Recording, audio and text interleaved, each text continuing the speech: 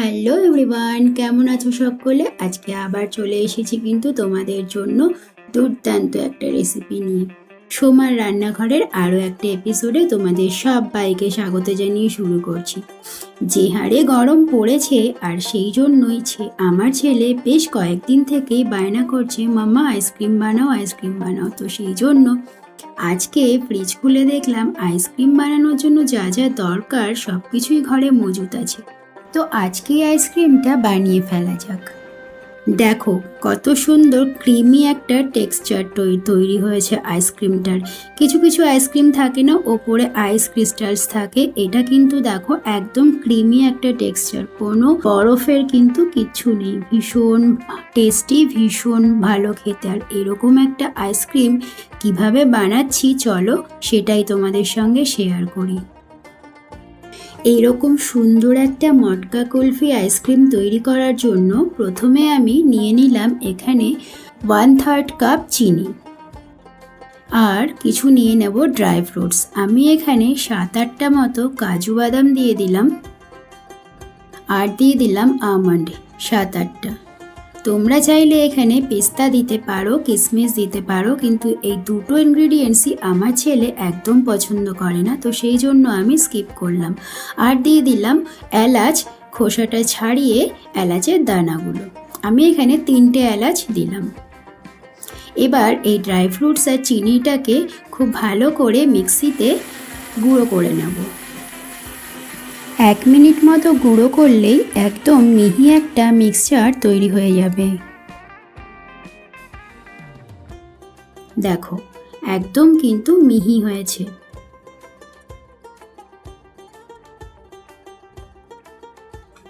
এবার এটা একটা সাইডে রেখে এদিকে দেখো আমি নিয়ে নিলাম ফ্রেশ ক্রিম। এটা কিন্তু একদম মাস্ট, এটা লাগবেই।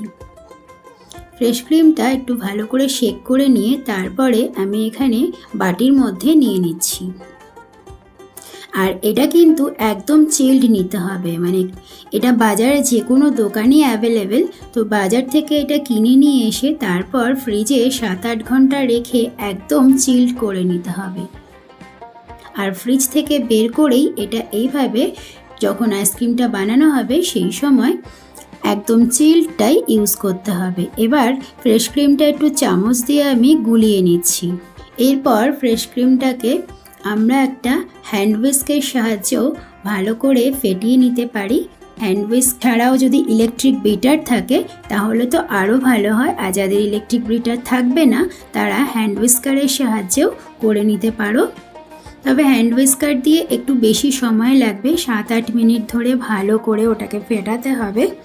আর এই হ্যান্ড বিটার, ইলেকট্রিক বিটারটা থাকলে পরে বেশি সুবিধা, খুব তাড়াতাড়ি হয়ে যায় আর খুব সুবিধে হয়। তো এইভাবে আমি এই ফ্রেশ ক্রিমটাকে একটু বিট করে নিলাম। এটা একটু বিট করে নেওয়ার পর এবার যে আমি ড্রাই ফ্রুটস আর চিনির মিক্সচারটা গুঁড়ো করে রাখলাম সেটা মিক্স করে দেবো ফ্রেশ ক্রিমের সাথে। আর একবারে দেব না, একবারে দিলে এটা উঠতে পারে, তাই অল্প অল্প করে চামচ দিয়ে নিয়ে মিক্স করতে থাকবো।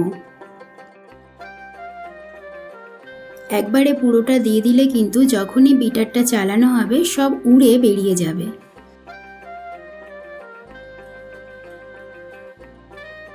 তো আবার একটু এটাকে মিক্স করে নিয়ে এবার আবার বাদবাকি যে মিক্সচারটা আছে ড্রাই ফ্রুটস আর চিনি সেটাও আবার এর সাথে মিক্স করে দেবো।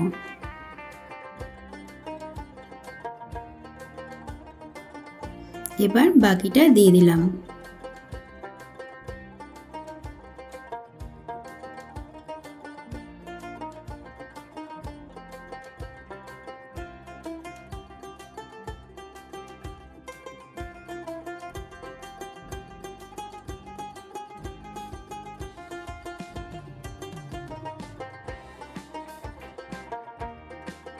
এবার একটা বাটিতে দেখো আমি আগে থেকেই 2 চামচ দুধ উষ্ণ গরম করে তার মধ্যে কিছুটা কেশর দিয়ে মিক্স করে রেখেছিলাম। এবার এটাকে এই মিক্সারটার সঙ্গে মিশিয়ে দেব, তাহলে কালারটা একটু সুন্দর হবে।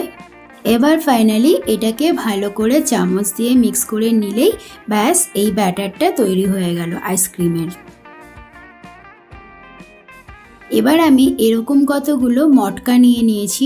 এগুলো ঠিক মটকা বলা যায় না, আমি মটকা দুটোই নিয়েছি, কারণ বেশ কিছুদিন আগে আমি বাইরে থেকে আইসক্রিম কিনেছিলাম। এখন আর বাইরের আইসক্রিম কিনে খাই না, বাড়িতেই বানিয়ে নিই। তো সেই জন্য ওই বাইরের যে মটকা কাপ দুটো ছিল সেগুলো আমি রেখে দিয়েছিলাম, এরকম আইসক্রিম বানানোর সময় কাজে লাগে, যেহেতু এগুলোতে কভার দেওয়াই আছে, তো সেই জন্য। আর বাকি এইগুলো যেগুলোতে ঢালছি সেগুলো হলো মাটির কাপ, মানে চীনামাটির কাপ। এইগুলো সবার বাড়িতেই থাকে হয়তো।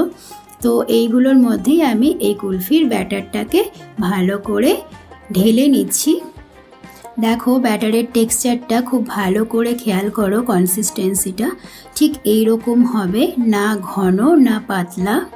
আমি ঠিক যেভাবে বললাম স্টেপ বাই স্টেপ এইভাবেই করবে, আর কোয়ান্টিটিটাও এরকমই রাখবে, তাহলেই তোমাদেরও একদম পারফেক্ট আইসক্রিম তৈরি হবে। তো ফাইনালি আমাদের মটকা কুলফি আইসক্রিম এবার কিন্তু গার্নিশিং করার পালা। প্রথমেই ওপর থেকে আমি কিছু কেশরের স্টিক দিয়ে দিলাম, তবে এটা কিন্তু একদম অপশনাল। কেশর যদি হাতের কাছে থাকে তাহলেই দেবে, না হলে দেওয়ার দরকার নেই। তবে দিলে পরে দেখতে সুন্দর লাগে আর সুন্দর একটা স্মেল আসে, আর কালারটাও সুন্দর হয়, তাই আমি দিলাম। এরপর দিয়ে দিচ্ছি কিছু ক্রাশড কাজু আর আমন্ড। এবার দেখো যে দুটো মটকা আমি বাইরের কেনা বললাম সেগুলো নিয়েছি, সেগুলো ঢাকনা আছে তাই সেগুলো লাগিয়ে দিলাম। এগুলো কোনো একটা আইসক্রিম কোম্পানিরই আর কি মটকাগুলো, তো সেগুলো ঢাকনা আছে তাই ওটা লাগিয়ে দিলাম। আর বাকি যে আমি কাপগুলো নিয়েছি চীনামাটির, সেগুলোতে এবার আমি এরকম ফয়েল পেপার নিয়ে সেটাকে একটু চৌকো চৌকো পিসেস করে নেব। এগুলো একটু চাকু দিয়ে চৌকো চৌকো পিসেস করে নিলাম। আর যদি তোমাদের কাছে এই ফয়েল পেপার না থাকে সেক্ষেত্রে তোমরা কোনো কাগজ বা প্লাস্টিক দিয়ে মুখটাকে কিন্তু ভালো করে সিল করতে হবে, না হলে কিন্তু ভেতরে আইস যদি পড়ে যায় তাহলে কিন্তু একদম জমবেও না আর ভালোও হবে না। তো মুখটাকে খুব ভালো করে সিল করতে হবে। তো এইভাবে সবকটা মটকা কুলফিকে আমি একদম কভার করে দিলাম। এবার ডিপ ফ্রিজারে একদম 7 থেকে 8 ঘন্টার জন্য রেখে দেব। তোমরা চাইলে ওভারনাইটও রাখতে পারো। আমি এগুলো রাতেই বানাই, সকালবেলা একদম জমে যায়, তারপর লাঞ্চের পরে এগুলো বেশ ইচ্ছে মতন বের করে খাওয়া যায়। তো আমি এইভাবে দেখো আইসক্রিমগুলোকে 7-8 ঘন্টা বা ওভারনাইট রেখে দেবো ফ্রিজে। ফিরে আসছি 7-8 ঘন্টা পরে। পরের দিন সকালবেলা এবার তোমাদের সঙ্গে শেয়ার করব কেমন হয়েছে কুলফি আইসক্রিমগুলো দেখতে।